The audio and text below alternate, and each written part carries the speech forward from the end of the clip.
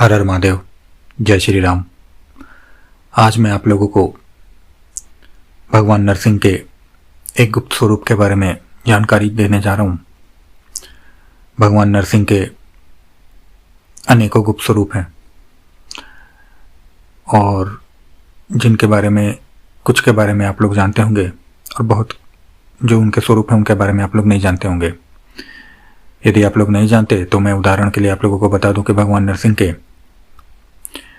जो गुप्त स्वरूप हैं उनमें से कुछ के नाम उग्र नरसिंह, क्रोध नरसिंह, पाताल नरसिंह इत्यादि इत्यादि करके हैं। उसी में से जो भगवान नरसिंह का एक गुप्त स्वरूप है उनका नाम है विकट नरसिंह। आपने नाम सुना भी होगा और नहीं भी सुना होगा। भगवान विकट नरसिंह के कवच जो हैं वो आपको देखने को फिर भी मिल जाएंगे, परंतु विकट नरसिंह के विषय में आप लोगों को जानकारी नहीं मिलेगी। मंत्र तो मिलेंगे ही नहीं, चाहे वो शाबर हो, तंत्रोक्त तो कुछ भी हो, परंतु जानकारी भी नहीं मिलेगी। क्योंकि जितने भी किसी भी देवी या देवता के गुप्त स्वरूप होते हैं प्रायः उनके बारे में जानकारी, मंत्र, विधान इत्यादि उपलब्ध नहीं होते हैं। भगवान विकट नरसिंह जो हैं वो शक्ति हैं जो कि अकेले नहीं चलती हैं। उनके साथ में हनुमान जी का एक स्वरूप और भैरव का एक स्वरूप उनके दाएं बाएं साथ में चलता है। तो आप समझ लीजिए कि तीव्रता कितनी होगी। हनुमान जी का उस स्वरूप का कौन सा नाम है और भैरव के उस स्वरूप का कौन सा नाम है अभी मैं यहाँ पे यह नहीं बताने जा रहा हूँ, परंतु जैसा कि मैंने आपको बताया कि जब भगवान विकट नरसिंह के दर्शन होते हैं या वो आते हैं या जिस भी साधक को प्राप्त होते हैं तो तीनों शक्तियां एक साथ आएंगी। अर्थात जब भगवान विकट नरसिंह आते हैं तो उनके साथ में हनुमान जी और भैरव के जो स्वरूप हैं वो उनकी सहायक शक्तियां हैं। तो सोच लीजिए उनकी उग्रता, तीव्रता किस प्रकार से होगी। और भगवान विकट नरसिंह जो हैं वो बड़े से बड़े तंत्र काट करने में सक्षम है। बड़े से बड़े क्या, लगभग सभी तंत्र काट करने में सक्षम है। यहाँ तक कि आपकी जानकारी के लिए बता दूं कि जो महाविद्याओं के द्वारा भी तंत्र किए जाते हैं उसको भी भगवान विकट नरसिंह का जो स्वरूप है वो कुछ ही समय में पूर्ण रूप से समाप्त कर देता है। भगवान विकट नरसिंह एक ऐसी शक्ति हैं जिनको कि महाविद्याएं भी पीछे नहीं कर सकती। और केवल 3 शक्तियां हैं जो कि भगवान विकट नरसिंह को, अर्थात भगवान विकट नरसिंह को जो है शांत कर सकती हैं, उन्हें पीछे कर सकती हैं। अब वो 3 शक्तियों में कौन है ये आप ये मत समझिएगा कि भाई आप भगवान शिव या जो है आप माँ भगवती या विष्णु जी क्योंकि या ब्रह्मा जी, क्योंकि इन शक्तियों का कोई भी आह्वान नहीं कर सकता है। परंतु जैसा कि मैं अपनी वीडियो में कहते आया हूँ कि यह तंत्र है और तंत्र के क्षेत्र में प्रत्येक शक्ति के अलग अलग कार्य होते हैं और प्रत्येक शक्ति की काट दूसरी शक्ति के द्वारा होती है, चाहे शक्तियां गुप्त हों चाहे कोई हो। जहाँ पे महाविद्याओं का प्रयोग होता है, बहुत बड़े स्तर पर महाविद्याओं का प्रयोग होता है, तो उस प्रयोग को काटने के लिए जिन शक्तियों का उपयोग होता है उनमें से भगवान विकट नरसिंह जो है वो एक शक्ति है। भगवान विकट नरसिंह की साधना जो है वो शाबर और तांत्रोक्त तो दोनों तरीके से करी जा सकती है और दोनों ही विधान मैं जानता हूँ। और भगवान विकट नरसिंह उन शक्तियों में से एक हैं जिनकी तपस्या यदि साधक ने लगातार कर ली, काफ़ी समय तक कर ली, काफ़ी समय से मेरा अर्थ है कि कुछ वर्षों तक कर ली, 2, 3, 4, 5 जहाँ तक उसकी क्षमता है, और साधक की तपस्या के बल पर भगवान विकट नरसिंह ने यदि अर्ध प्रत्यक्षीकरण दे दिया उसे, जो कि होता है, तो साधक को वो शून्य सिद्धि तक भी प्रदान कर सकते हैं।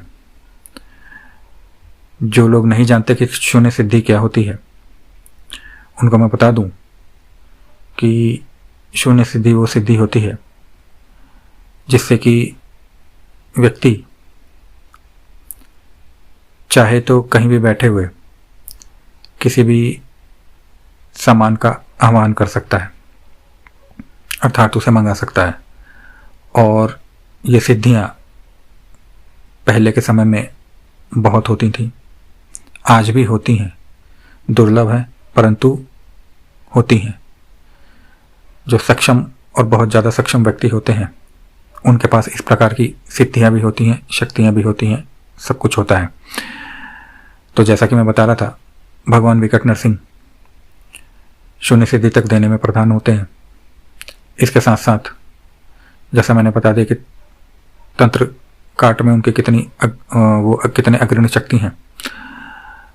और जब वो आते हैं तो जो अपने साथ में जो उनके सहायक हनुमान जी और भैरव का जो स्वरूप है, उनको जब संयुक्त रूप से, क्योंकि वो अकेले चलते नहीं, तो उनकी वेगता को झेलना प्रत्येक साधक के लिए संभव नहीं हो पाता है।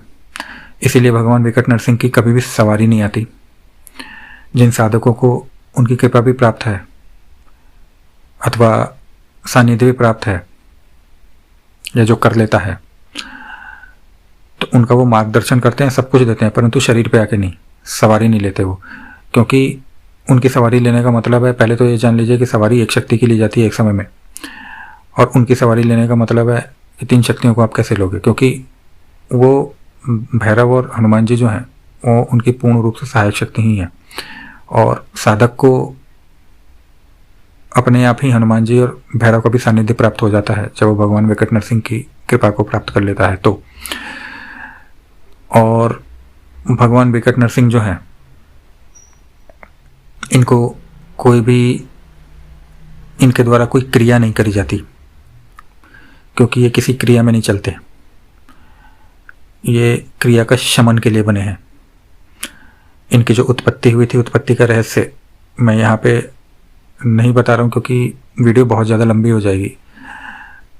इनका जो उत्पत्ति का मुख्य जो कारण था वो यही था कि इस प्रकार की चीज़ों को ध्वस्त करना, काटना। इसीलिए इन्होंने अपने सानिध्य में हनुमान जी और भैरव दोनों को लिया था।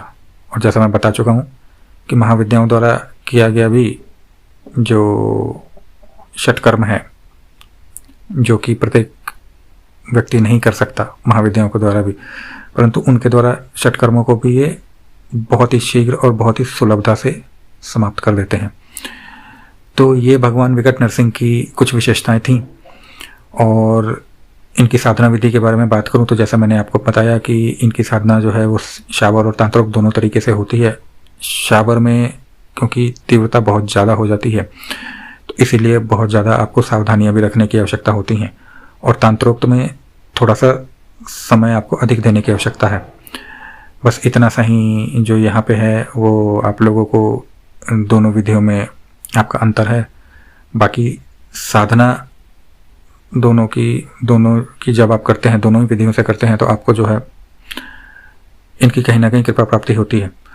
और शाबर मंत्र की यदि मैं बात करूं तो इनका शाबर मंत्र की जो साधना है उसकी विधि कुछ इस प्रकार से होती है कि आपको जो इनका मंत्र है, थोड़ा सा बड़ा मंत्र है, उसको आप लोगों को लगातार 21 दिनों तक उसका जाप जो है वो करना होता है।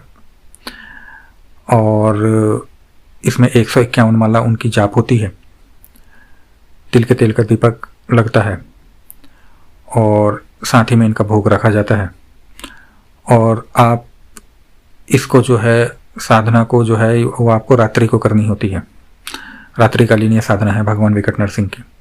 आपको सूर्यास्त के बाद ही करनी है और 10 बजे के बाद उत्तम रहती है। और दिशा इसमें जो है वो उत्तर की तरफ रहती है। और जो भी व्यक्ति हनुमान जी की पूजा, बजरंगबली की पूजा, भैरव की पूजा या मंत्र जाप इत्यादि करता है, या भगवान नरसिंह से संबंधित जो मंत्र इत्यादि करता है, भगवान विष्णु भगवान शिव से संबंधित मंत्र इत्यादि करता है, पूजा करता है, मतलब पूजा से मेरा अर्थ हाथ जोड़ के अगरबत्ती जलाने से नहीं है, कुछ अलग जो है आप मंत्रोच्चारण करते हैं या आप उनके स्तोत्र नाम इत्यादि के इन शक्तियों के पाठ करते हैं, तो उनको भगवान विकट नरसिंह की साधना में थोड़ी सुलभता होती है। अन्यथा उनकी तीव्रता और वेगता काफ़ी होती है, इनकी ऊर्जा क्योंकि काफ़ी जैसे भगवान नरसिंह के जो अन्य स्वरूप हैं उनके जो ऊर्जा है वो उग्र और काफ़ी गर्म रहती है, परंतु इनकी जो है वो उग्रता के साथ साथ अर्थात ऊष्मा के साथ साथ आपको जिस प्रकार से एक विद्युत का संचार जो पूरे शरीर में होता है उस प्रकार से होता है, क्योंकि ये संयुक्त शक्तियों का एक स्वरूप है। तो जिन भी व्यक्तियों को भगवान विकट नरसिंह की साधना जो करना चाहते हैं वो मेरे से संपर्क कर सकते हैं। मैं आपकी पात्रता को जान के कि आप लोगों ने किस प्रकार के अनुष्ठान या जप इत्यादि कर रखे हैं वो जान के, और आप लोगों को शावर या तंत्रोक्त जैसा मैंने बताया दोनों ही विधानों में से या जो आपके लिए सुलभ होगा वो मैं आपको बता दूंगा। इसी के साथ हर हर महादेव, जय श्री राम।